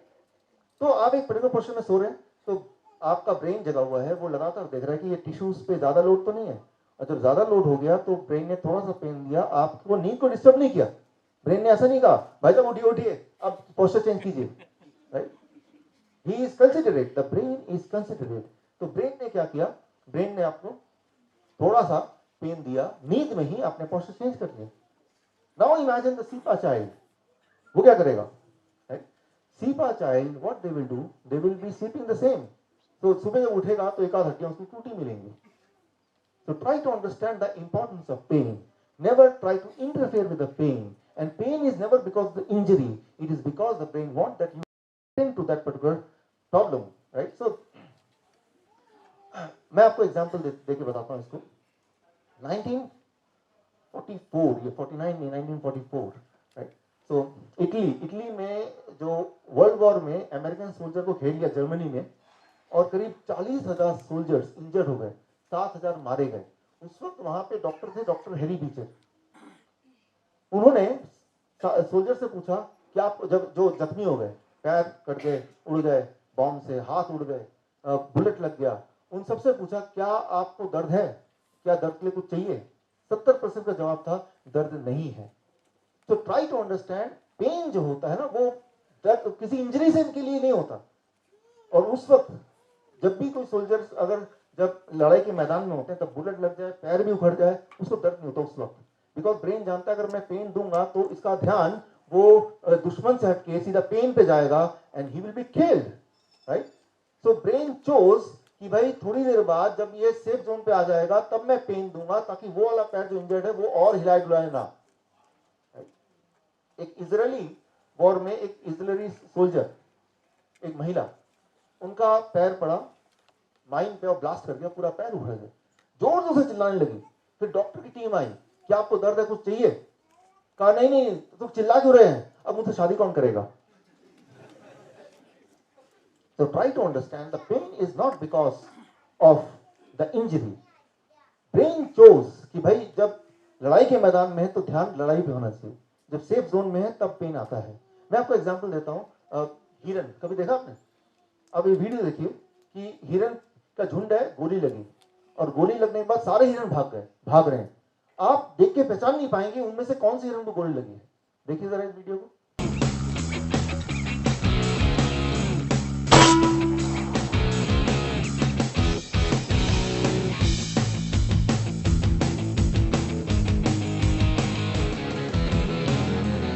So it took this big doe with the XP Badger. काफी समय बाद उनमें से एक हिरन दूर कहीं जाके पड़ा मिलेगा. That is how you will understand कि इस वाले हिरन को गोली लगी थी. क्योंकि जब गोली लगी उस वक्त अगर ब्रेन पेन इनिशिएट कर देगा तो उसका ध्यान पेन पे चला जाएगा, तो अपने आप को बचाएगा कैसे? So try to understand the pain is not the result of the injury, it is the brain's protective ability. Brain decide करता है कब दर्द देना है, चूज करता है. For example, 1981, 30th March, Ronald Reagan, कौन है रोनाल्ड रीगन? American president. उनको गोली लगी, राइट? वो देखिए गोली लगने वाला scene. It doesn't make much sense, Henry. He puts you here and then he runs around where he turns.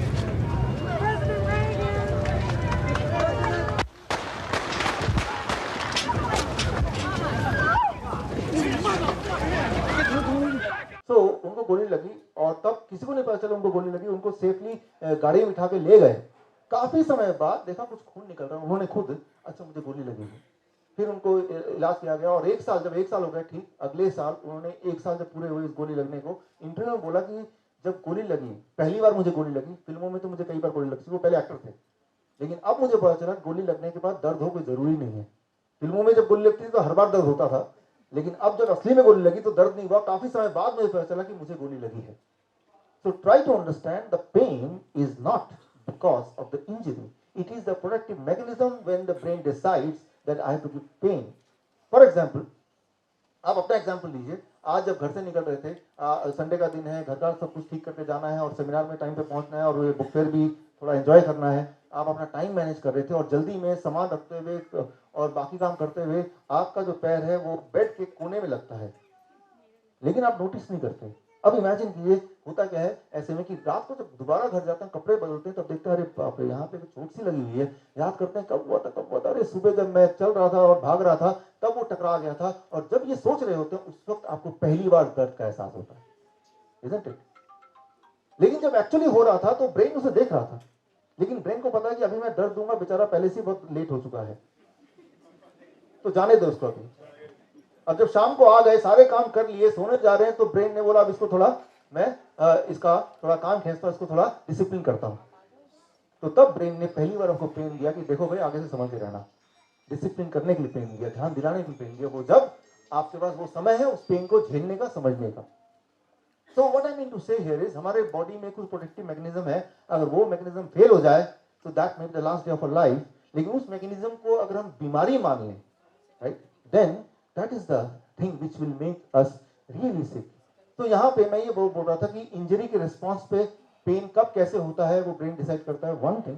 दूसरी बात ये है, जैसे मैंने बताया ट्राइजेमिनल न्यूरल्जिया कि कुछ इंजरी नहीं है but pain is there, right. So दो कॉन्ट्रास्टिंग बात हो गई, एक तरफ तो पेन है तो दर्द है, लेकिन दर्द कब है, it depends on the situation. Injury हो गई, दर्द कब होगा, it depends on the situation. और दूसरी तरफ कि दर्द तो है लेकिन पेन ही, दर्द तो है लेकिन इंजरी है ही नहीं कहीं। तो दर्द का कारण क्या है, दर्द ब्रेन डिसाइड करता है कि कब देना है, इंजरी हो या ना हो। For example common lower back pain अक्सर ही होता है लोगों को, और उसका कारण पूछे तो डॉक्टर से फ्रैक्चर होता है, ट्यूमर होता है, इंफेक्शन होता है, स्लिप डिस्क होता है। लेकिन 85% लोग जिनको लोअर बैक पेन होता है, इनमें से कोई भी डिटेक्ट नहीं होता। और ऐसे बहुत सारे लोग हैं जिनको कोई पेन नहीं है, लेकिन वो अगर स्कैनिंग करेंगे तो उनको स्लिप डिस्क मिलेगा। अब क्या है कि जब कोई लोअर बैक पेन में गया तो डॉक्टर की रिस्पॉन्सिबिलिटी बन जाती है कि इनमें से किसी ना किसी एक में तो डालना ही उस आदमी को, और फिर उसको इलाज चालू कर देना है। और वो जिंदगी भर इलाज चलता है और जिंदगी भर वो ठीक ही नहीं होता कभी। सो पेन मे और may not have a physical connection, right. It may be because of blocked emotion. मान लो बचपन का कोई दुख है, उस दुख को बार बार याद करते हैं तो ब्रेन सोचता है आप उस दुख को संभाल के रखना चाहते हैं, तो वो दुख ब्रेन कहीं डाल देता है। दैट पार्ट में भी पेन है। जब तक उस इमोशन को हम स्विच ऑफ नहीं कर देंगे, ब्लॉक नहीं कर देंगे, तब तक वो पेन आता रहेगा। लेकिन हम ढूंढते हैं जो कारण, वो इन्हीं में से किसी को ढूंढते हैं, उस डॉक्टर को बोलते हैं, डॉक्टर को वो पेन के बारे में उतना ही पता है जितना आपको पता है। उनको पेन क्या होता है, उसका साइंस क्या होता है, उसका आर्ट्स क्या होता है, वो वाला टॉपिक है ही नहीं।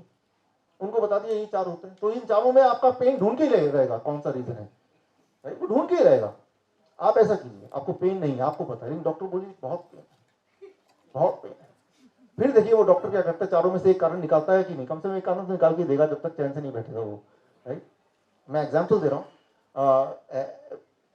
बाईपास सर्जरी आने से पहले जब लोगों को एंजाइना पेन होता था, हार्ट का पेन, राइट, एंजाइना पेन, तो तब एक सर्जरी थी। उस सर्जरी में क्या होता था कि थोड़ा सा कट मारा और अंदर जो आर्टरीज है उसको थोड़ा हिलाया डुलाया, इस उम्मीद से कि अगर कोई चीज ब्लॉकेज होगी तो हिलने डुलने से वो ब्लॉकेज हट उठ जाएगा, तो ठीक ही हो जाएगा। और वो सर्जरी बड़ी पॉपुलर हुई और हमेशा देखा गया उस सर्जरी के बाद लोगों का पेन कम भी हो गया। अब हार्वर्ड में एंड यूनिवर्सिटी ऑफ पेनिसिल्वेनिया, इन दोनों यूनिवर्सिटी में अलग अलग डॉक्टरों की टीम ने अलग अलग ढंग से एक्सपेरिमेंट किया। उन्होंने एफडीए से परमिशन ली, which now they will not give, unethical permission, कि हम दो तरह के मरीज हैं, दोनों का एंजाइना पेन है, एक ग्रुप ऑफ मरीज को वही वाला आर्टरी हिलाने वाला हम सर्जरी करेंगे, दूसरे मरीज को सर्जरी तो नहीं करेंगे, ऊपर से कट लगा देंगे कि आपकी सर्जरी हो चुकी है। और इंटरेस्टिंगली दोनों ग्रुप में सभी को रिलीफ मिला, सभी को आराम मिला और कई महीनों तक आराम रहा। तो व्हाट आई मीन टू से, इट इज ऑल एक्सपेक्टेशन। आपका ब्रेन ये देखता है आप उम्मीद क्या करते हैं। अभी हमारा डायबिटीज, वर्चुअल डायबिटीज टूवर्ड्स चल रहा है हमारा, राइट, 3 दिन वाला, और करीब 9 देशों से हमारे पास पार्टिसिपेंट्स हैं। जब पार्टिसिपेंट्स को पता चला कि यहाँ पे बहुत डेंगू हो रहा है, तो 3-4 पार्टिसिपेंट को तो बुखार आ गया। तो मतलब ये कि योर ब्रेन एक्सपेक्ट्स, राइट, देखता है सराउंडिंग कि आप क्या एक्सपेक्ट करते हैं अपने आप से। ब्रेन की रिस्पॉन्सिबिलिटी जो आप एक्सपेक्ट करते हैं, ब्रेन वो आपको डाल देगा, राइट। तो जैसे आप देख रहे हैं हर जगह डेंगू लिखा हुआ है, ये डेंगू है, चिकनगुनिया है, वो होर्डिंग में भी, अखबार में भी और टीवी में भी, तो ये एक्सपेक्ट मुझे बुखार होना चाहिए अभी। तो brain is a servant, brain को पालन करना उसका इसकी रिस्पॉन्सिबिलिटी है, राइट। सो यहाँ पे इंपॉर्टेंट है एक्सपेक्टेशन। एक्सपेक्टेशन कैसे होता है? Past belief, right. आसपास क्या चल रहा है, राइट, उससे एक्सपेक्टेशन बनता है। उससे क्या होता है? Emotion, fear, right? And इससे that results to pain or that results to fever, right? तो fever होता है, डर से fever होता है, आपको पता ही है, right? तो वो जो fear है, ये जो डर है, सारा व्यापार इस fear का है। वो जो डर के दौरान कुछ भी आप बेच सकते हैं, किसी को डरा के कि ऐसा नहीं कर देंगे ऐसा हो जाएगा, कुछ भी बेच सकते हैं। तो ये जो मेडिसिन है पूरा का पूरा, अगर वायरल डिजीज की बात करें, ये it is the business of fear, right. हालांकि अभी देखिए फीवर होना कोई बड़ी बात नहीं है, होती ही रहती है, लेकिन अभी फीवर को डेंगू का नाम दे दिया, चिकनगुनिया का नाम दे दिया, तो दैट बिकम्स अ बिजनेस। लेकिन सोचने वाली बात, बिल्कुल लॉजिकल बात यह है कि ये तो ऑलरेडी एस्टैब्लिश्ड है कि वायरस का डायग्नोसिस हो नहीं सकता, और अगर हो भी गया वायरस का कोई ट्रीटमेंट है ही नहीं। क्यों नहीं है, मैंने आपको बताया था। तो फिर हॉस्पिटल जाने का मतलब क्या है, डॉक्टर पास जाने का मतलब क्या है, जब कोई ट्रीटमेंट है ही नहीं, राइट। वो it is passing the time, right, कि चलो समय निकल जाएगा, कहीं तो जाना है ना, ऑफिस तो जाना नहीं है, अब कहाँ जाए, चलो डॉक्टर पास चलते हैं, राइट। तो टाइम पास होना समझ आती है बात, पैसा भी पास हो जाएगा, राइट। और टाइम पास होने के बाद वो एक हफ्ता लगता है, and then you will recover on its own. और अगर आप रिकवर कर गए, सारा क्रेडिट उस डॉक्टर को चला गया, और कहीं अगर कोई पेशेंट अनफॉर्चुनेटली अगर भगवान को प्यारा हो गया तो उसकी किस्मत खराब थी। तो it is a safe business, doctor का बिजनेस सबसे सेफ है कि अगर रिजल्ट नहीं मिलता तब भी पैसे पूरे ही मिलते हैं। खैर, हम अब इससे यहां पे कंक्लूजन पे आते हैं। पहला कंक्लूजन अभी तक का, fever, cold, loose motion, vomiting, pain are the defence mechanism of the body and they are not the illness. इसको इलनेस ना बोल के इसको डिफेंस मैकेनिज्म बोले, इसकी रेस्पेक्ट करें, राइट। इसे घबराए ना, ये बॉडी का इक्विपमेंट, अगर ये नहीं होता तो आप नहीं होते जिंदा, राइट। दूसरी बात, नो डायग्नोस्टिक टेस्ट और मेडिसिन फॉर वायरस। कोई डायग्नोस्टिक टेस्ट है ही नहीं और कोई दवा भी नहीं है, तो कोई मतलब ही नहीं है कि आप अगर कुछ ऐसा हो गया तो डॉक्टर के पास जाए, हॉस्पिटल के पास जाए, राइट। कोई मतलब नहीं। वो उनके पास जाना उतना ही ज्यादा रिलायबल रहेगा जितना कि किसी मंदिर में जाना, उतना ही रिलायबल, या किसी चिड़ियाघर में जाना। चिड़ियाघर चले जाए तब भी जितना पॉसिबिलिटी ठीक होने की उतनी पॉसिबिलिटी है जब हॉस्पिटल चले जाए, बल्कि ज्यादा है, क्योंकि अगर हॉस्पिटल जाएंगे तो और इन्फेक्शन है, उनसे भी इन्फेक्शन लगेगा जो आपके पास था ही नहीं। और चिड़ियाघर जाएंगे, आपका मनोरंजन हो जाएगा, आपका दिल अच्छा फील करेगा, you will get cure quickly. तो अगली बार कोई अगर बोलता मुझे डेंगू हो गया, आप बोलिए चिड़ियाघर जाइए, ठीक हो जाएंगे।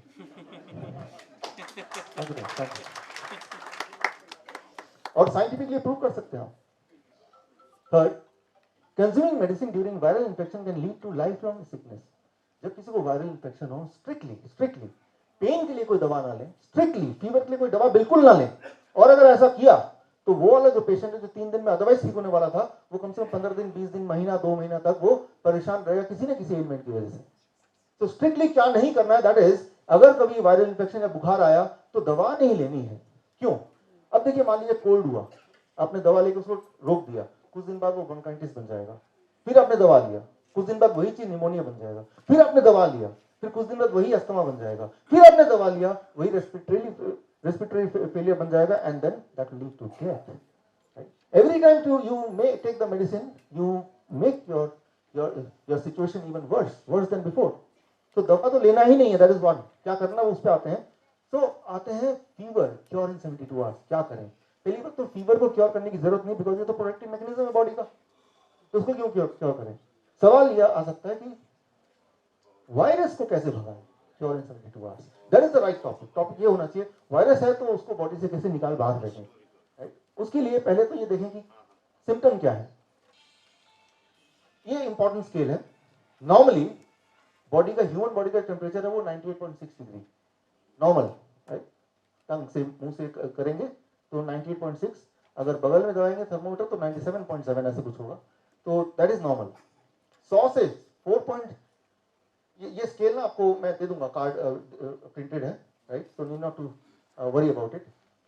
100 या 100.4 डिग्री फ़ारेनहाइट तक it is called sub fever. Fever हुआ नहीं लेकिन फीवरिश टाइप लग रहा है, राइट। दैट उसका मतलब क्या, इसका मतलब है कि बॉडी में छोटा मोटा वायरस का कुछ चल रहा है, राइट, कुछ आदान प्रदान चल रहा है। Mild fever that is up to 101.3, यानी वायरस है और ब्रेन को पूरी तरह कंफर्म हो गया, ब्रेन ने अपना शुरू कर दिया है उसके खिलाफ जंग। मॉडरेट फीवर वो है 102.2 तक, मतलब जंग चल रहा है, राइट, और वो जंग में ब्रेन पर, हमारी बॉडी पर वो वायरस भारी पड़ रहा है, तो बॉडी टेम्परेचर बढ़ा रहा है। और उसके बाद होता है स्ट्रॉन्ग फीवर, जो 104 डिग्री तक होता है। स्ट्रॉन्ग मतलब अब ब्रेन ने तय कर लिया कि अपना आखिरी दांव लगा दें, इसको पूरी तरह से हरा दें, that is strong fever. Severe fever होता है 105.8, राइट, जहां पे वो इंसान की अपनी इम्यूनिटी अदरवाइज भी बड़ी कमजोर थी, राइट, तो यहां पे जंग थोड़ा लंबा चल गया। देन डेंजरस फीवर होता है 105.8, इससे आगे वाकई में डेंजरस है। यहां पे यू शुड डू समथिंग ताकि फीवर कम हो, से ज्यादा ना बढ़े। उसके लिए क्या करना है, I will come to it. Fatal fever और लाइफ थ्रेटनिंग फीवर इज 107.6 से ज्यादा।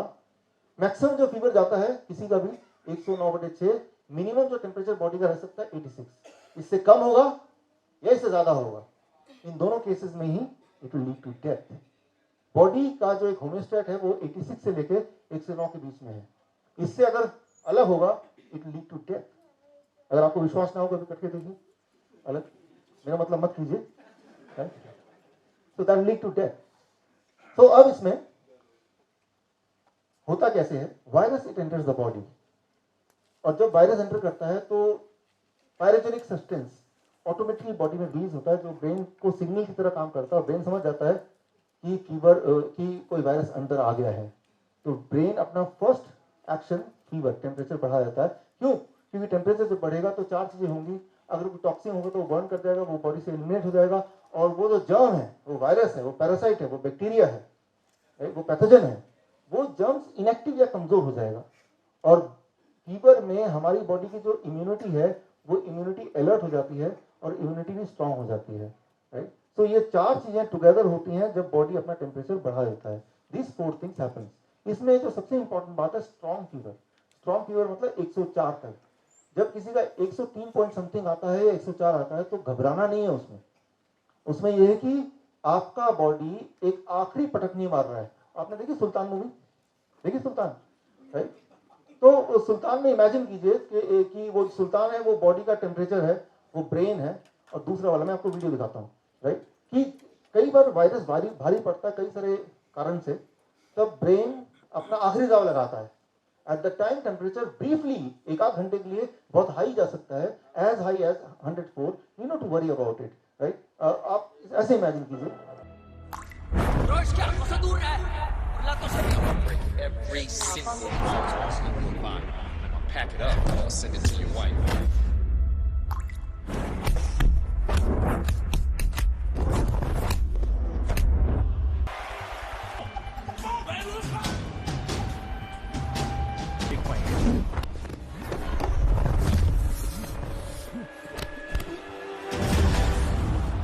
ये सुल्तान का दाव है, वो फाइटर अब दोबारा नहीं उठेगा।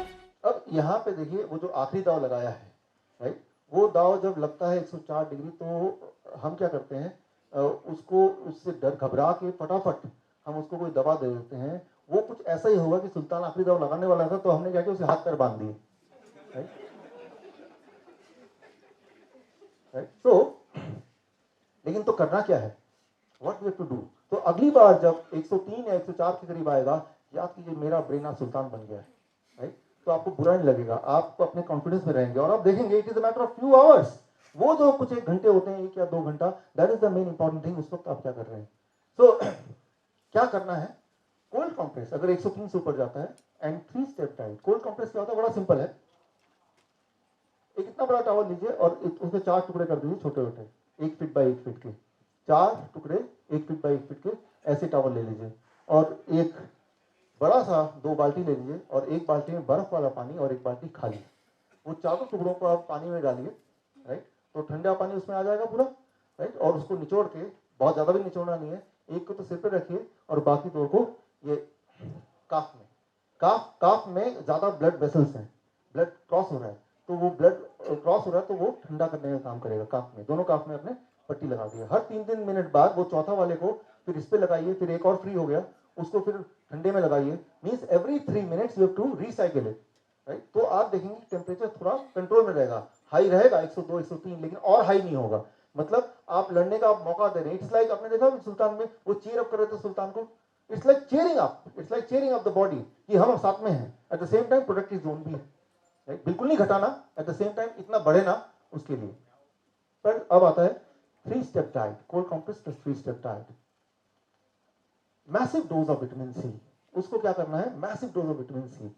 ये जो मिला है मुझे, एक तो होरोविट्ज जिन्होंने बताया, फिर मैंने अपना कुछ रिसर्च किया, तो कुछ मेडिकल जर्नल्स कम से कम 100 से ज़्यादा, उनमें से ये 4 बड़े मुझे इंपॉर्टेंट लगे, इंटरेस्टिंग लगे, तो इसका रेफरेंस मैंने यहाँ लिख दिया है। आप चाहे तो मैं पूरा मेल कर सकता हूँ जर्नल की रिपोर्ट्स। तो इस रिपोर्ट के अनुसार ऐसे पेशेंट्स को massive dose of vitamin C देना चाहिए। What is massive dose of vitamin C? ये डिपेंड करता है पेशेंट के बॉडी वेट के according. So it is called 3 step diet. पहला दिन liquid diet, day 2 fluid and day 3 solid diet. Liquid diet क्या है? Weight in KG by 10, glass of मौसमी जूस। मान लीजिए कोई 60 केजी का आदमी है, तो 60 बाई 10 कितना होता है? 6 ग्लासेस ऑफ मौसमी जूस और 6 ग्लासेस ऑफ कोकोनट वाटर, कितना हुआ? 12। तो यानी कि 12 घंटे में, हर घंटे में 1 ग्लास मौसमी जूस, अगले घंटे में कोकोनट वाटर, मौसमी जूस कोकोनट वाटर, राइट। तो एक तो ये। दूसरा, इसमें कई बार कुछ लोग बोलते हैं कि मुझे कोकोनट वाटर नहीं मिल रहा इसी जगह पे, तो मौसमी जूस। कोई बोल रहा है मौसमी जूस नहीं मिल रहा, तो कोकोनट वाटर भी 12 ग्लास कर सकते हैं, राइट, हर घंटे। ये कोकोनट वाटर बड़ा ही कमाल करता है। आप इसको देखेंगे तो हैरान हो जाएंगे, जब किसी पेशेंट को देंगे जो इस तरह के फीवर से गुजर रहा है, एक ही दिन में फीवर गायब हो जाएगा, राइट, बट नेचुरली, मतलब बॉडी ने फाइट ऑफ कर दिया। It is full of natural mineral water. सबसे खास मिनरल वाटर भगवान ने बनाया है बॉडी को इंस्टेंटली ताकत देने का, और mineral helps the body to fight with that virus. So total 12 हो गया। उस 12 में मौसमी रखना है, कितना कोकोनट रखना है, सारे कोकोनट रखने हैं, सारे मौसमी रखना है, वो फ्लेक्सिबिलिटी आपके पास है, डिपेंडिंग ऑन कि क्या आपको मिलता है, डिपेंडिंग ऑन कौन सा पेशेंट को ज्यादा अच्छा लग रहा है, किसमें कंफर्ट महसूस कर रहे हैं, ये सारे फैक्टर पे डिपेंड करता है। बट टोटल 12 होना चाहिए अगर 60 केजी का इंसान है, और ऐसा हर घंटे उसके धीरे धीरे धीरे चुस्की ले लेके, कटकना नहीं है, चाय की तरह पीना है, शराब पीते ना धीरे धीरे, उस तरह से पीना है। डे 1, तो डे 1 जिस दिन आपको लगा ऐसा कुछ है, तो डे 1 उसको डे 1 डाइट। डे 2 डाइट इसको फ्लूइड डाइट। इसमें देखिए वो 60 केजी का है, तो बाई 20 कितना हुआ? 3, और बाई 20 कितना हुआ? 3, तो टोटल कितना हो गया? 6 हो गया, तो 6 ग्लास, यानी कि आधा हो गया वो तो। Plus weight in KG, that is 60 into 5, कितना हो गया? 300 ग्राम्स ऑफ ये फ्लूइड। टोमेटो एंड कुकुम्बर उसके अंदर देखिए फ्लूइड टाइप होता है, पूरा सॉलिड नहीं है। That is the most important thing, right. तो आपको ये बोलना है कि टोमेटो कुकुम्बर 300 ग्राम पूरे दिन भर में उसके पेट में जाना चाहिए। वो धीरे धीरे ले सकते हैं, एक बार में ले सकते हैं, जैसा मर्जी, बट ओवरऑल वो 60 केजी के आदमी के लिए 6 ग्लास और 300 ग्राम, 300 में से 150 ये और 150 ये, या फिर इसका रेशियो अपने हिसाब से डिसाइड कर लें, अपने टेस्ट के अकॉर्डिंग या अवेलेबिलिटी के अकॉर्डिंग। पूरे दिन भर में ये सारा खाना स्प्रेड करना है, यानी कि सुबह उठा मैंने 6 ग्लास पी लिया, मेरा काम खत्म, पूरे दिन में स्प्रेड करना है, राइट। तब असर ज्यादा आएगा, धीरे धीरे पीना है, तब असर ज्यादा आएगा। Day 2 diet, fluid diet. Day 3 diet, solid diet. Breakfast अब वो 30 कर दिया, 60 केजी का आदमी है, तो कितने ग्लास होगा total? 2 + 2 4 glasses. Breakfast is 4 glass of liquid. इसमें 2 ग्लास है मौसमी जूस या ऑरेंज जूस या पाइनएप्पल जूस। मौसमी नहीं मिल रहा तो पाइनएप्पल मिलेगा, पाइनएप्पल नहीं मिल रहा तो ऑरेंज मिलेगा, नहीं मिलेगा तो कोकोनट मिलेगा। टोटल 4 ग्लास तो ब्रेकफास्ट में खत्म करने हैं। 12 बजे से पहले lunch is the fluid lunch, that is वही वाला 300 ग्राम जो अभी डे 2 में था। And dinner normal home cooked food, ये बड़ा इंपॉर्टेंट है, वही रोटी दाल चावल सब्जी। अच्छा ये क्यों? क्योंकि जब ये खाएंगे तो ब्रेन को एहसास दे रहा है भाई सब कुछ ठीक है, तो घबराओ मत। तो ब्रेन बोलेगा मेरे साथ कुछ अजीब हो रहा है, बॉडी में कुछ अजीब चीज आ रही है, इसका मतलब इमरजेंसी जोन है। तो ये ब्रेन को, उस पेशेंट को एहसास दिलाएगा, उसके ब्रेन को बोलेगा एवरीथिंग इज ओके। और उस वक्त तक, ये तीसरे दिन की बात है, the patient will be actually okay, right. और तब पेशेंट का मन करेगा, खुद ही बोलेगा कि मुझे रोटी खाना है, मुझे चावल खाना है, मुझे दाल खाना है, मुझे सब्जी खाना है, मुझे राजमा खाना है, छोले भटूरे मतलब खाना है या पकौड़े खाने हैं, तो समझ लीजिए पेशेंट ठीक हो चुका है आपको, तो वो दे देना उसको, right. So if you do this, it takes just 3 days, maximum 3 days. It takes just 72 hours, right? So अब आपके पास ये है कि आप देखिए कहीं कुछ मिल जाए, कोई बुखार वाला आदमी, तो बस वो तो गया एक्सपेरिमेंट करने को आपके पास गिनी पिग मिल गया, right? और कई सारे लोग जिन्होंने बताया क्योंकि घर में कोई ना कोई अभी बुखार है, तो आप तो बस अब पहुंचे घर और शुरू कर दें, बल्कि फोन पे भी आप शुरू कर सकते हैं ताकि तैयारी हो जाए। तो अब यहाँ पे the most important thing is don't ever go to the hospital, right.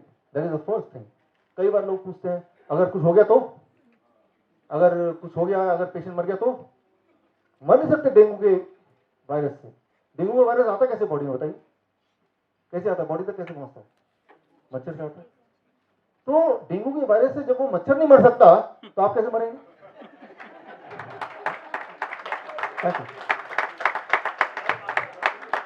हाँ, पहले वो मच्छर मरेगा ना, क्योंकि उसको भी तो डेंगू हो गया है, वो तो मरा नहीं।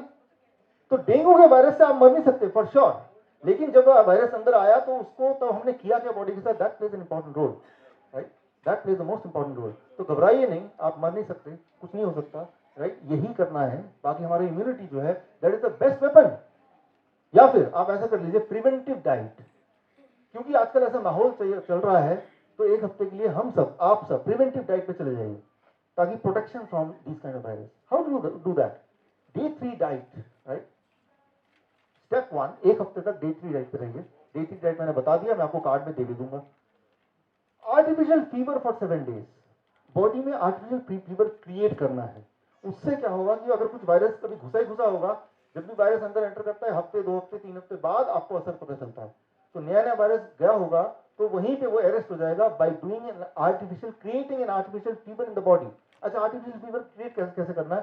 थोड़ा खर्चा करना पड़ेगा। एक बड़ा टब ले लीजिए, खरीद लीजिए बड़ा टब जिसके अंदर आप बैठ सकें, और उस टब में गर्म पानी, इतना गर्म कि आप उसे सह सके आराम से, गर्म पानी डालिए विच इज कंफर्टेबली आप सह सकें, और ऐसा आप 15 मिनट तक बैठे रहिए। तो आपकी बॉडी के जो टेम्परेचर है वो लगभग 1.5 डिग्री बढ़ जाएगा और बढ़ा हुआ आधे घंटे तक रहेगा। और ऐसा आपको रोज करना है 7 दिन तक।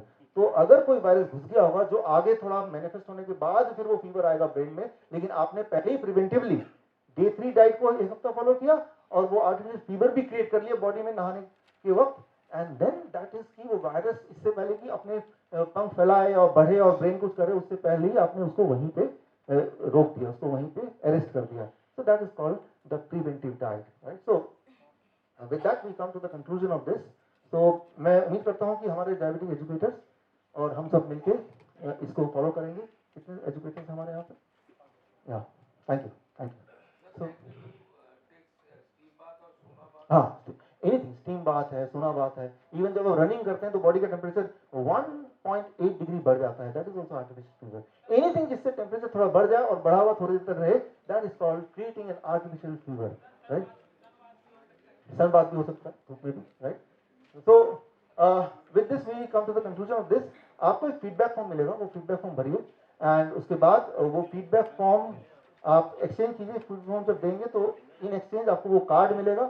उस कार्ड में जो मैंने इंपॉर्टेंट चीज बोली है वो प्रिंटेड है, लिखा हुआ है, जिससे आप अपना और अपने दोस्तों का ख्याल रख सकें। आप आए, हम मिलते रहेंगे। आपका धन्यवाद, थैंक यू।